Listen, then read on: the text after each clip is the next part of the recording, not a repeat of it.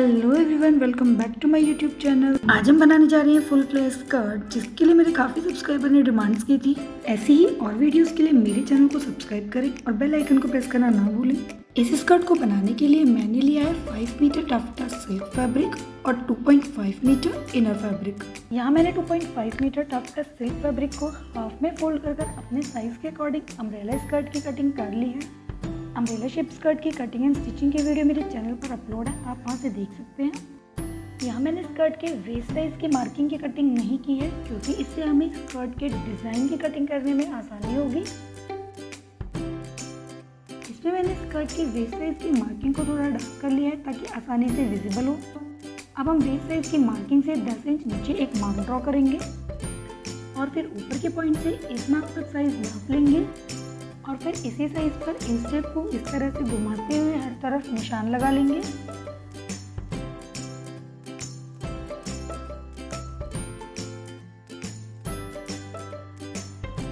और फिर हर मार्क को इस तरह से आपस में मिला लेंगे और फिर इस मार्क पर इंस्टेप को इस तरह से रखते हुए 5-5 इंच के गैप पर हम इस तरह से निशान लगा लेंगे।